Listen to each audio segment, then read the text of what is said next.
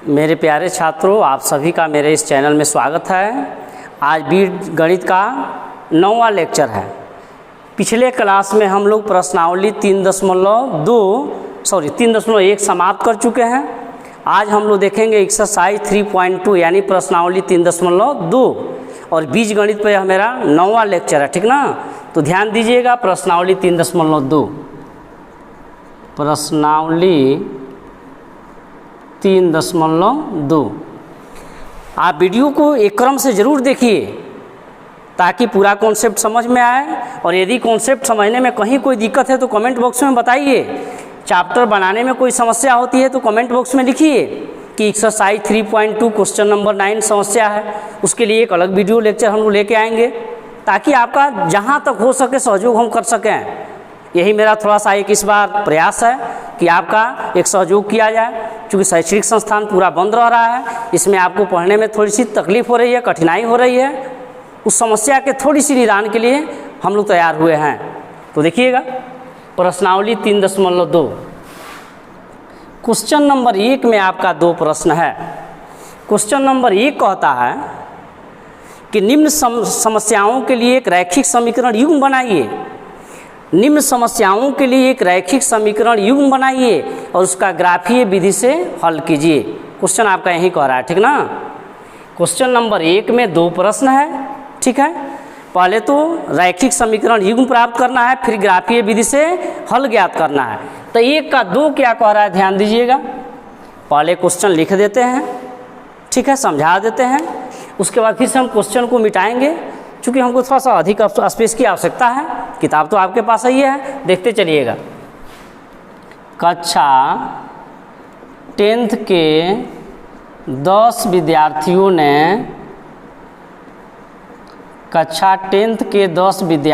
ने गणित की पहेली प्रतियोगिता में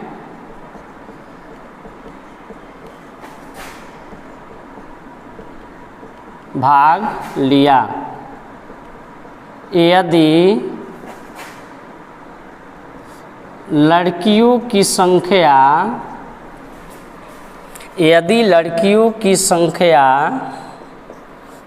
लड़कों की संख्या से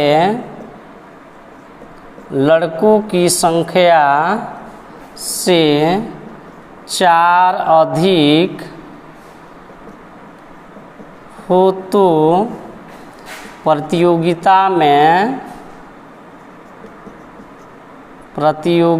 में भाग लेने वाले लड़कियों तथा लड़कों की संख्या ज्ञात करें। भाग लेने वाले लड़कियों तथा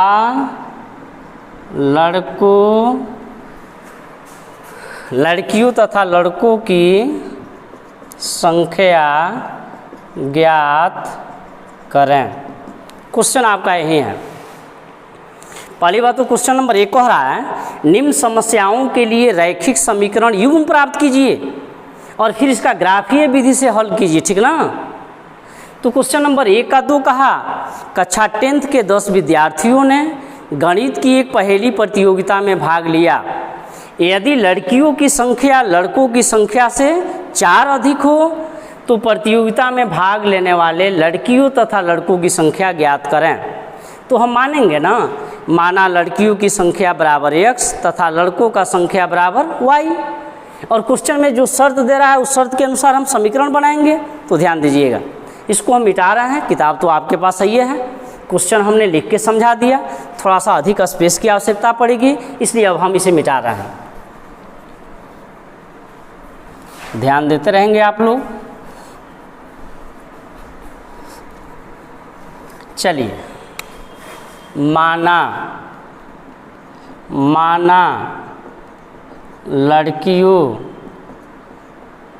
की संख्या बराबर x तथा लड़कों की संख्या बराबर y, कोई दिक्कत? लड़कियों का संख्या हमने x मान लिया, लड़कों का संख्या हमने y मान लिया, किसी को भी x तथा y मान सकते हैं, इसमें कहीं कोई दिक्कत नहीं है। प्रश्न से अब देखिए क्या कह रहा है। कक्षा 10th के 10 विद्यार्थियों ने गणित की एक पहेली प्रतियोगिता में भाग लिया। कितने विद्यार्थी भाग लिए हैं? हो 10 विद्यार्थी। तो लड़का लड़की मिलाइए के ना 10 है, लड़का का संख्या और लड़की का संख्या मिला के ना 10 गो है जी। तो लड़कियों की संख्या हमने x माना और लड़कों का संख्या हमने y माना, तो यही दो संख्या मिला के ना 10 गो है। इस प्रश्न से x प्लस y बराबर 10, ये आपका समीकरण 1 मान लिए। कोई दिक्कत? लड़का लड़की मिलाइए के ना 10 गो है। अब कह रहा है यदि लड़कियों की संख्या लड़कों की संख्या से 4 अधिक हो, ध्यान दीजिएगा, लड़कियों का जो संख्या है, लड़कियों की जो संख्या है लड़कों की संख्या से 4 अधिक है, तो यह 4 अधिक है ना, तो इसमें से इसको घटाएंगे 4 बचेगा, x माइनस वाई बराबर 4। कोई दिक्कत? कोई उदाहरण लेकर समझ लीजिए। जैसे मान लीजिए ये 14 है, ये 10 है, तो ये 4 अधिक है ना, तो क्या 14 में से 10 घटाइएगा 4 नहीं आएगा? 14 घटाओ 10 कीजिएगा तो 4 आएगा ना जी। 14 घटाओ 10 बराबर 4 आ जा रहा है ना। तो लड़कियों की संख्या लड़कों की संख्या से 4 अधिक है, यह 4 अधिक है इससे, तो इसमें से इसको घटाएंगे 4 बचेगा ना। ठीक, चलिए तो पुनः दूसरे शब्द से क्या हो जाएगा? x माइनस वाई बराबर 4 होगा ना, समीकरण 2। अब इसी को ग्राफीय विधि से हल करना है। इसका मतलब ग्राफीय विधि से बताना है कि लड़कियों की संख्या कितनी है और लड़कों का संख्या कितना है, ठीक ना। चलिए ध्यान दीजिएगा। तो ग्राफीय विधि से हल करना है तो क्या बनाएंगे? मान सारणी, ठीक ना। दोनों समीकरणों का मान सारणी बनाएंगे। मान सारणी को समीकरण 1 और 2 से निकाल के भरेंगे और दोनों का आलेख खींचेंगे। हल कब होता है? जब दोनों का आलेख एक दूसरे को काटता है, और जिस बिंदु पर काटेगा अर्थात जिस बिंदु पर प्रतिच्छेद करेगा वही बिंदु समीकरण का हल होगा, ठीक ना। चलिए तो मान सारणी बना रहे हैं। मान सारणी समीकरण 1, ठीक है।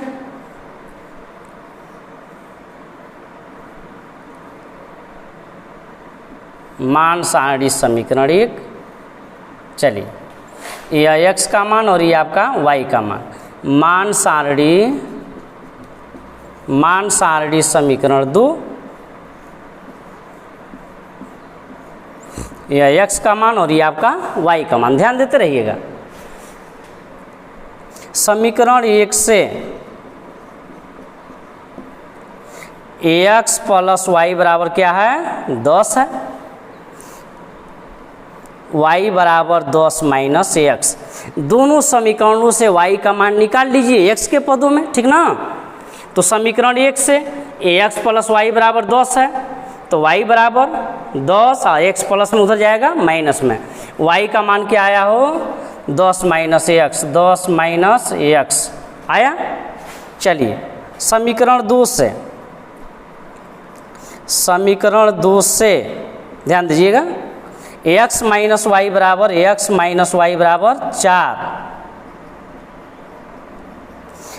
4 प्लस में इधर आएगा माइनस में, बराबर y माइनस में उधर गया प्लस में। y का मान क्या आया? x minus 4।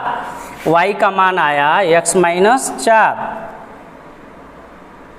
y का मान आया x माइनस 4। चलिए हमने इसमें लिख लिया। अब ध्यान दीजिएगा, मान सारणी समीकरण 1 भरना है। तो y बराबर क्या है जी? समीकरण 1 से हम y बराबर क्या निकाले हैं? समीकरण 1 से y बराबर 10 माइनस x यहाँ भी लिखे हैं। अब अपनी इच्छा अनुसार, समझे, अपनी इच्छा अनुसार x का मान लीजिए। और मान कैसा लेते हैं जी? मान हम छोटा से छोटा लेते हैं ताकि दूसरे का मान भी छोटा ही आए, और x का वैसा ही मान लेंगे ताकि उसको x के जगह में रखें तो y का मान बट्टा ना आ जाए, इसका ध्यान रखना होता है। और यह भी हम बात बता रहे हैं, मान सारणी सबका भिन्न भिन्न होगा लेकिन आलेख सबका एक ही होगा। चलिए x का मान 5 लीजिए, 6 लीजिए, 8 लीजिए, 1 लीजिए, 2 लीजिए, 3 लीजिए, कुछ भी। x बराबर 3, तो ध्यान दीजिएगा y बराबर x का मान हमने 3 ले लिया, ठीक है, या 5, 6 कुछ भी ले सकते हैं।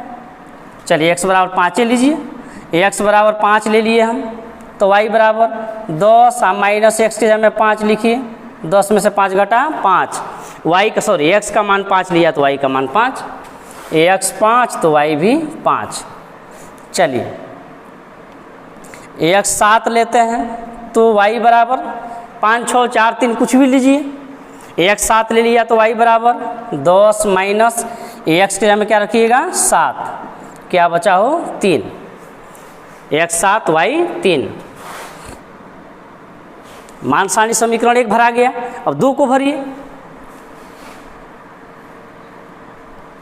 चलिए इसको मिटाते हैं। 2 वाला आपका क्या है, y बराबर x माइनस 4, y बराबर x माइनस 4, x का मान आप 5 लीजिए तो 5 में से 4 घटेगा, x का मान 6 लीजिए, कुछ भी लीजिए, x का मान चलिए 6, y बराबर x का मान 6 ले लिए, स्वेच्छा से मान लेना है, ठीक ना। तो y बराबर x के जगह में 6 रखिए, x का मान 6 y का मान 2, x का मान 6 y का मान 2, x आप लीजिए 8 लीजिए, 7 लीजिए, चलिए 8 लेते हैं, x हमने 8 ले लिया तो y बराबर, तो x से हमें 8 माइनस 4 बराबर कितना 4, x 8 तो y 4, x 8 तो y 4। मान सारणी हमने भर लिया, अब आलेख खींचना है और दोनों समीकरणों का आलेख एक दूसरे को जिस बिंदु पर काटेगा वही बिंदु समीकरण का हल होगा, उसी बिंदु का निर्देशांक x और y का मान निकलेगा, ठीक ना। चलिए अब इसको मिटाते हैं, यह रफ वर्क है मेरा, ध्यान दीजिएगा। यह x है, वो मूल बिंदु है, ये आपका y है। चलिए हमने आलेख को ऋणात्मक दिशा की ओर नहीं बढ़ाया है, ठीक ना, आलेख को हमने ऋणात्मक दिशा की ओर नहीं बढ़ाया है, क्यों, क्योंकि मान सारणी में कोई वैल्यू ऋणात्मक नहीं है, बढ़ा भी सकते हैं, उससे कोई दिक्कत भी नहीं है, ध्यान दीजिएगा। चलिए 1 2 3 4 5 6 7, 1 2 3 4 5 6 7, चलिए अधिकतम वैल्यू 7 8 तक है, 7 8 तक लिखिए। 1 2 3 4 5 6 7 8, 1 2 3 4 5 6 7 8, कोई दिक्कत। यह बराबर बराबर स्केल लिया गया, ध्यान दीजिएगा, यह बराबर बराबर आपका स्केल है, यह भी आपका बराबर बराबर स्केल है, ठीक ना। जितना दूरी x अक्ष पे लिए हैं उतना ही दूरी आपका y अक्ष पे भी है, ठीक ना। चलिए ध्यान देते हैं। अब मान सारणी समीकरण 1 पहले समीकरण का हम आलेख खींच रहे हैं, ठीक है। देखिए दोनों मान सारणी को भर लिया गया, ठीक है।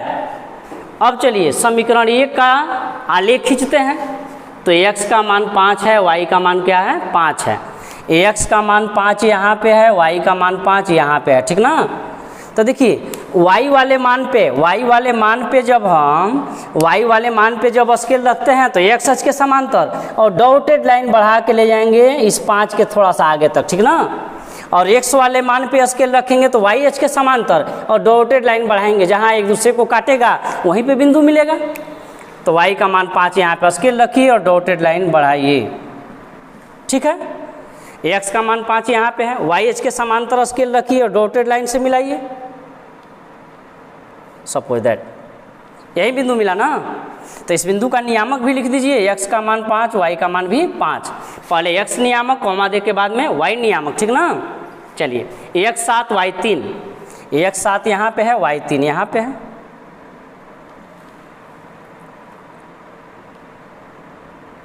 यहाँ मिला, x 7 है, y क्या है जी 3 है। अब दोनों बिंदु को मिलाते हुए हम खींचेंगे,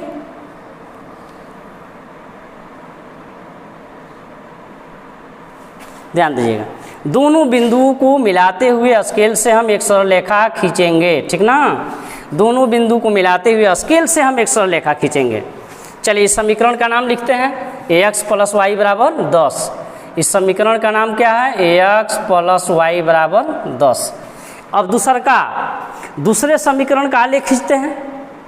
ax का मान 6 है, y का मान 2 है, ax का मान 6 यहाँ पे है, y का मान 2 यहाँ पे है। यह मिला। x का मान 6 है और y का मान क्या है 2 है ना। x का मान 6, y का मान 2, ध्यान देते रहिएगा।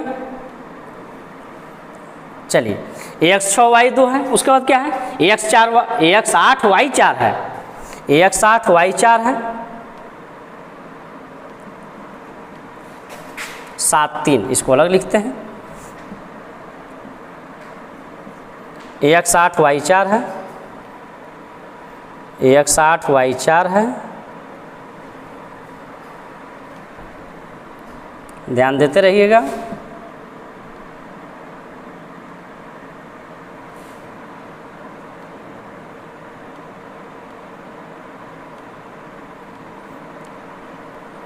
x 8 और y 4, ध्यान दीजिए। अब एक बिंदु यह है, दूसरा बिंदु यह है, ठीक ना। दोनों बिंदुओं को मिलाते हुए हम खींचेंगे, यह हुआ, सपोज दैट। अब देखिए इसको इधर बढ़ाइए, इस आलेख को इधर बढ़ाएंगे तो किस अक्ष को काटने जा रहा है, x अक्ष को काटने जा रहा है ना। और x अक्ष पे y का मान 0 होता है, x अक्ष पे y निर्देशांक 0 होता है। तो दूसरका समीकरण में, या दूसरका समीकरण का आलेख है ना, दूसरका समीकरण में आप, चलिए दूसरका समीकरण क्या है, ax माइनस वाई बराबर 4, ax माइनस वाई बराबर 4, यही दूसरका समीकरण है और इसी का ये आलेख है। इसको आगे बढ़ा रहे हैं तो देख रहे हैं कि x अक्ष को काटने जा रहा है, x अक्ष पे y का मान 0 होता है। तो इसमें y का मान 0 रखिए, पता चल जाएगा कहाँ से जाएगा। y का मान 0 रखिएगा तो x बराबर 4 निकला। इसका मतलब इसको आगे बढ़ाएंगे तो x वाले 4 बिंदु से होकर जाएगा, x का मान जो 4 है उस बिंदु से गुजरेगा, ठीक ना। तो चूंकि देखिए ऐसे तो मान लीजिए ऐसा ही लग रहा है गुजर रहा है। चलिए इतना ही हम छोड़ देते हैं। x का मान जो 4 है वहाँ से आलेख गुजरेगा, क्यों नहीं गुजर रहा है, चूँकि मान लीजिए हमने तो अंदाज से ना बराबर स्केल लिया है, बराबर स्केल लिए हैं, तो अंदाज से तो कहीं कम है कहीं अधिक है, होना ही है। आलेख खींचा किस पे जाता है जी, ग्राफ पेपर पे खींचा जाता है, नहीं। चलिए कोई बात नहीं। इस समीकरण का नाम लिखिए ax माइनस वाई बराबर 4। माने हमने आपको एक चीज़ बता दिया, इधर आलेख को बढ़ाने जा रहे हैं तो x अक्ष को काट रहा है, x अक्ष पे y नियामक 0 होता है। तो समीकरण में y का मान 0 रखिए, x का मान आ गया 4, पता चल गया कहाँ से जाएगा, x का मान जो 4 है वहाँ से होके गुजरेगा। लेकिन यहाँ पे लग नहीं रहा है, कोई बात नहीं, हमने अंदाज से ना उसके लिया है, यह बराबर दूरी हमने अंदाज से लिया है, तो कहीं कम है कहीं ज़्यादा है, कहीं किसी दूरी का 1.5 गुना हो गया है ना जी। आलेख खींचना एक्चुअली ग्राफ पेपर पे होता है ना। तो चलिए नहीं बढ़ाएंगे, इतना ही पे छोड़ देंगे, कहीं कोई उससे दिक्कत नहीं है। तब दोनों समीकरणों का आलेख एक दूसरे को जिस बिंदु पर काटता है वही बिंदु समीकरण का हल होता है। इसी बिंदु पे काटा है ना, तो इस बिंदु का निर्देशांक क्या है, x निर्देशांक 7 है, y निर्देशांक 3 है, माने x का मान 7, y का मान 3। तो x क्या है जी, लड़कियों की संख्या, यानी लड़कियों की संख्या 7 और लड़कों का संख्या 3, इसलिए नीचे लिखेंगे, इसलिए लड़कियों की संख्या बराबर 7, लड़कों की संख्या बराबर कितना जी, 3। यही आपका आंसर हुआ। देखिए कहा ना कि कक्षा 10th के 10 विद्यार्थियों ने लड़का लड़की मिला के कितना भाग लिए थे, 10 गो, तो 7 3 जोड़िएगा 10 हो जाएगा ना। दूसरा शर्त में यह भी कहा कि लड़कियों की संख्या लड़कों की संख्या से 4 अधिक है, कहा ना क्वेश्चन में। तो लड़कियों की संख्या 7 है, लड़कों का संख्या 3 है, 7 में से 3 घटाइएगा 4 आ जा रहा है ना, मतलब मेरा आंसर सही है। तो चलिए आप वीडियो को पॉज करके इसे उतार लीजिएगा, ठीक ना, या आप इसका स्क्रीनशॉट भी ले सकते हैं। चलिए अब क्वेश्चन नंबर 2 पे चर्चा हो रहा है। 2 3 आपका छोटा क्वेश्चन है, ठीक ना। चलिए देखते हैं, मिटा रहे हैं।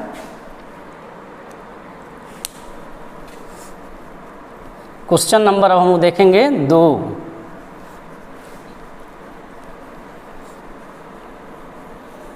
ध्यान दीजिएगा आप लोग।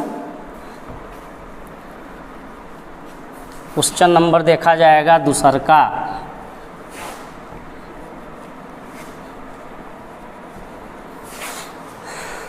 चलिए ध्यान दीजिएगा, क्वेश्चन नंबर 2 को आ रहा है आपका। दूसरा क्वेश्चन है चलिए पहले 2 का हम पहले का क्वेश्चन लिखते हैं तो बताते हैं दूसरा क्वेश्चन क्या है, ठीक ना। 2 का पहला 5x - 4y + 8 = 0, 5x - 4y + 8 = 0, 7x + 6y - 9, 7x + 6y - 9 = 0, 7x + 6y - 9 = 0। ध्यान दीजिएगा, अब इसमें कह रहा है कि a1/a2 b1/b2 c1/c2 का तुलना कर यह ज्ञात कीजिए कि रैखिक समीकरण युग्म इतना द्वारा खींचा गया आलेख प्रतिच्छेदी है कि समांतर है कि समपाती है। क्वेश्चन आपका यही है, ठीक ना। ध्यान दीजिएगा, क्वेश्चन नंबर 2 में कह रहा है कि रैखिक a1/a2 b1/b2 c1/c2 का तुलना कर यह ज्ञात कीजिए कि रैखिक समीकरण युग्म इतना द्वारा खींचा गया आलेख समांतर है या समपाती है या प्रतिच्छेदी है। पिछले वीडियो लेक्चर में आपको बताया गया है हल का बीजीय शर्त और हल का ग्राफीय शर्त भी बताया गया, ठीक ना। हल का बीजीय शर्त क्या बताया गया है, थोड़ा सा आपको याद दिलाते हैं, ध्यान दीजिएगा। a1x + b1y + c1 = 0, a2x + b2y + c2 = 0। 2 चर वाले रैखिक समीकरण युग्म के हल का बीजीय शर्त, यह 2 चर वाले रैखिक समीकरण युग्म का व्यापक रूप है ना। तो हल का बीजीय शर्त क्या है जी, पहला है a1/a2 बराबर नहीं b1/b2, तो समीकरण का केवल एक हल, केवल एक हल होता है तो उसका आलेख कैसा होता है जी। हल का ग्राफीय शर्त बताया गया है, आलेख कैसा होता है, आलेख क्या होता है, प्रतिच्छेदी होता है, एक दूसरे को प्रतिच्छेद करता है। इसका आलेख कैसा होता है जी, प्रतिच्छेदी होता है। यदि a1/a2 बराबर b1/b2 बराबर नहीं c1/c2 तो समीकरण का कोई हल नहीं होता है। कोई हल नहीं होता है तो आलेख कैसा होता है जी, समांतर। ठीक, तीसरा है a1/a2 बराबर b1/b2 बराबर c1/c2, तो समीकरण का अनंत हल होता है, अनगिनत हल होता है, अपरिमित रूप से अनेक हल होता है। समीकरण का नाम होता है आश्रित समीकरण, इसको हम संगत समीकरण भी कह लेते हैं। इसका आलेख कैसा होता है जी, समपाती। दोनों आलेख एक दूसरे को पूरी तरह ढक लेता है, एक के ऊपर एक हो जाता है। इसमें 2 गो आलेख है, समझिए इसमें 2 गो आलेख है या 2 गो आलेख है, ठीक है। चलिए, तो यहाँ भी a1/a2 b1/b2 c1/c2 की तुलना कर यह बताना है कि इसके द्वारा निरूपित आलेख है वह प्रतिच्छेदी है या समांतर है या समपाती है, ठीक ना। चलिए देखिए, ध्यान दीजिएगा, a1 b1 c1 a2 b2 c2, a1 क्या है, x का गुणांक, b1 y का गुणांक, c1 अचर पद पहले का समीकरण में, a2 x का गुणांक, b2 y का गुणांक, c2 आपका अचर पद दूसरा का समीकरण में नहीं, माने सीधी सी बात a1 b1 c1 a2 b2 c2। चलिए पहले लिखते हैं, a1 क्या है वो 5, a1 b1 क्या है -4, c1 क्या है 8, a1 b1 c1 5 - 4 8, 5 - 4 8, ठीक। a2 क्या है जी 7, b2 क्या है 6 और c2 क्या है -9। चलिए अब a1/a2 निकालते हैं, a1/a2 5/7 हुआ ना, अब b1/b2 निकालते हैं तो -4/6 यानी -2/3। देखिए शुरुए में 2 बराबर नहीं आया, a1/a2 का मान 5/7 है, b1/b2 का -2/3 है। शुरुए में 2 बराबर नहीं आया ना, मतलब पहल का कंडीशन को फुलफिल कर रहा है। जब शुरुए में 2 बराबर नहीं आएगा तो तीसरा का निकालने की आवश्यकता भी नहीं है, c1/c2 हम नहीं निकालेंगे, ठीक ना।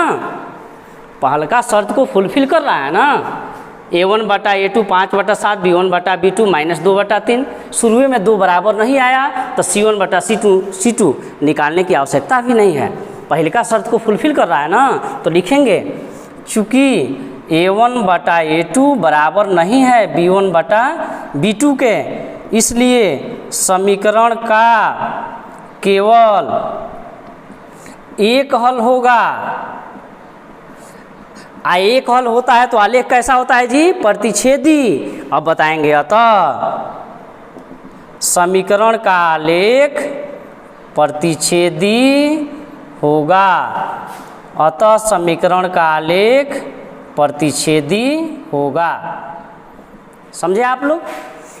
हमने a1/a2 b1/b2 का तुलना करके यह बता दिया कि समीकरण का आलेख कैसा होगा, तो प्रतिच्छेदी होगा। ठीक ना, कोई दिक्कत?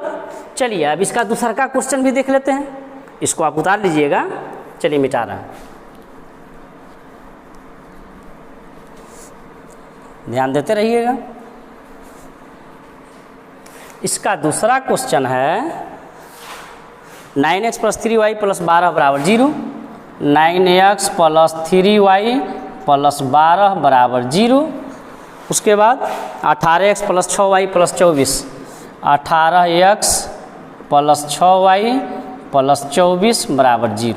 नहीं, a1 b1 c1, a1 का मान 9, b1 का मान 3 और c1 का मान 12। a1 b1 c1, a2 b2 c2, यहाँ देख रहे हैं ना आप?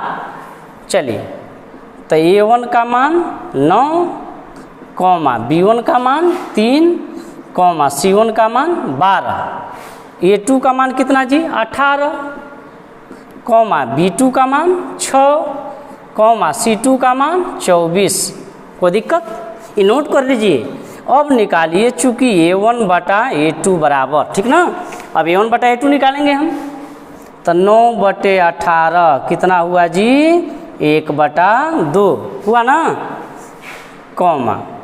b1/b2 आप निकालिए, 3/6 क्या हुआ जी? 1/2 हुआ ना, c1/c2 निकालिए। देखिए, शुरू में जब 2 को बराबर आ गया ना, तो तीसरा का हमको निकालना ही पड़ेगा, c1/c2 निकालना ही पड़ेगा। चूँकि हो सकता है कि शुरू में 2 को बराबर यहाँ भी है, यहाँ भी है, तीसरा का नहीं निकालिएगा तो कैसे पता चलेगा कि दूसरे शर्त को फुलफिल कर रहा है कि तीसरे शर्त को फुलफिल कर रहा है? समझे ना? तो शुरू का 2 को बराबर आया तो तीसरा का निकालना ही पड़ेगा, c1/c2 बराबर 12/24, यानी कि आ गया 1/2। देखिए, तीनों बराबर आया है ना? a1/a2 का मान भी 1/2, b1/b2 का मान भी 1/2, c1/c2 का मान भी 1/2, यानी तीसरा का शर्त को फुलफिल कर रहा है। तो लिखेंगे, या आपको थोड़ा सा रफ वर्क समझाने का हम काम किए हैं, ठीक ना? चूँकि a1/a2 बराबर b1/b2 बराबर c1/c2, इसलिए समीकरण का अनंत हल होगा। अनंत हल होगा, और जब अनंत हल होता है तो आलेख क्या होता है? एक दूसरे के संपाती। इसलिए समीकरण का आलेख क्या होगा? संपाती होगा। संपाती होगा। ऐसा भी क्वेश्चन 2 नंबर सब्जेक्टिव पूछता है, ठीक ना? चलिए, अब क्वेश्चन नंबर हम लोग 3 में एक आध 2 क्वेश्चन कर लें। क्वेश्चन नंबर 3, अब इसको मिटा रहे हैं।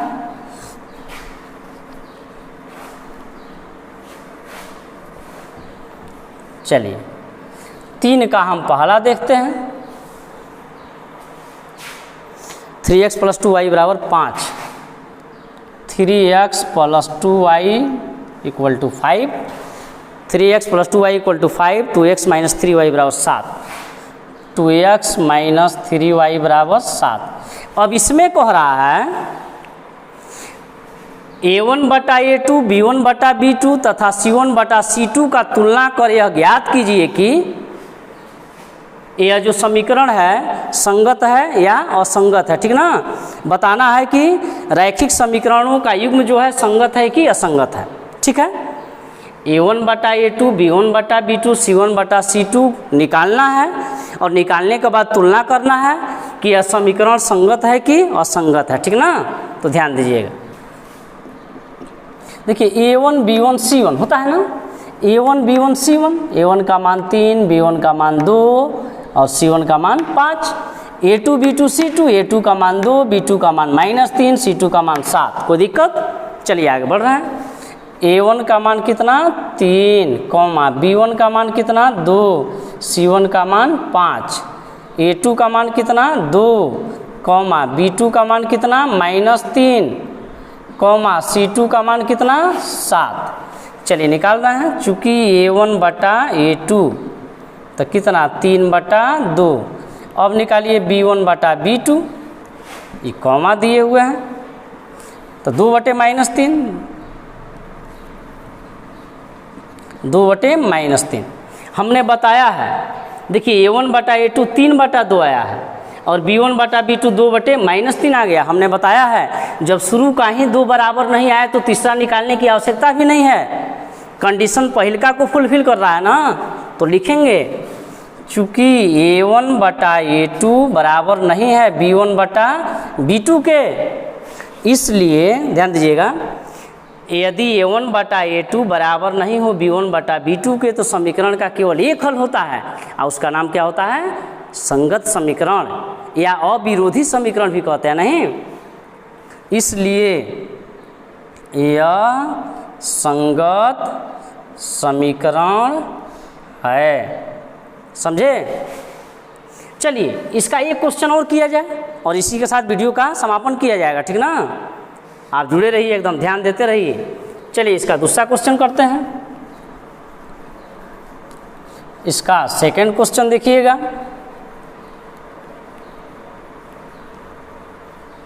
तीन का 2 देखिए, 3 का 2 देखना है। 2x - 3y = 8, 2x - 3y = 8, 2x - 3y = 8, 4x - 6y = 9, 4x - 6y = 9, 4x - 6y = 9। ध्यान दीजिएगा।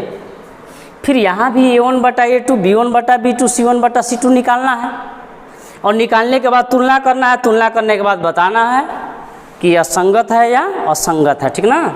चलिए A1 B1 C1 है ना जी। A1 का मान कितना जी 2, कॉमा B1 का मान कितना -3, C1 का मान कितना 8, A2 का मान कितना जी 4, कॉमा B2 का मान कितना -6 और C2 का मान कितना जी 9। ध्यान दीजिएगा एक चीज़ पे, समीकरण में या तो दोनों अचर राशि बराबर के दाएं साइड में हो या दोनों अचर राशि बराबर के बाएं साइड में हो, ठीक ना। मान लीजिए किसी एक समीकरण में अचर राशि बराबर के दाएं है और दूसर का समीकरण में अचर राशि बराबर के बाएं है, तो हम दोनों को एक साइड में करेंगे, उसके बाद A1 B1 C1 A2 B2 C2 note करेंगे, ठीक ना। यहाँ पे तो ऑलरेडी है दोनों अचर राशि बराबर के दाएं है या दोनों अचर राशि बराबर के बाएं होता, फिर भी ठीक है। चलिए A1 बटा A2 2/4 कितना आया जी 1/2 आया ना। B1 बटा B2 -3/-6 इहो आ गया 1/2। अरे माइनस कैंसिल हो गया, 3/6 कटेगा 1/2। C1 बटा C2 निकालिए। चलिए C1 बटा C2 निकालते हैं, 8/9। तो देखिए पहले का 2 बराबर आया है और तीसरा का बराबर नहीं आया है, मतलब इसको फुलफिल कर रहा है ना। और A1 बटा A2 बराबर B1 बटा B2 बराबर नहीं C1 बटा C2, तो समीकरण का कोई हल नहीं होता है, तो ये क्या होता है असंगत समीकरण नहीं। तो लिखेंगे चूँकि A1 बटा A2 बराबर आया है B1 बटे B2 के अब बराबर नहीं है C1 बटे C2 के, इसलिए यह क्या है असंगत समीकरण है ना, क्योंकि इसका कोई हल नहीं होगा, इसलिए यह असंगत समीकरण है। कोई दिक्कत, पूरा का पूरा समझ में आया होगा। चलिए तो वीडियो को एक क्रम से देखते रहिए, ठीक ना। चूँकि वीडियो को क्रम से नहीं देखिएगा कॉन्सेप्ट में कुछ कमी होगी, तो एक क्रम से देखिए और पूरा देखिए ताकि पूरा का पूरा कॉन्सेप्ट समझ में आए। और थोड़ा सा आप कमेंट बॉक्स में कुछ लिखिए ताकि हम लोग का भी एक उत्साह जगे और आप तक हम सेवा में लगे रहें। तो धन्यवाद।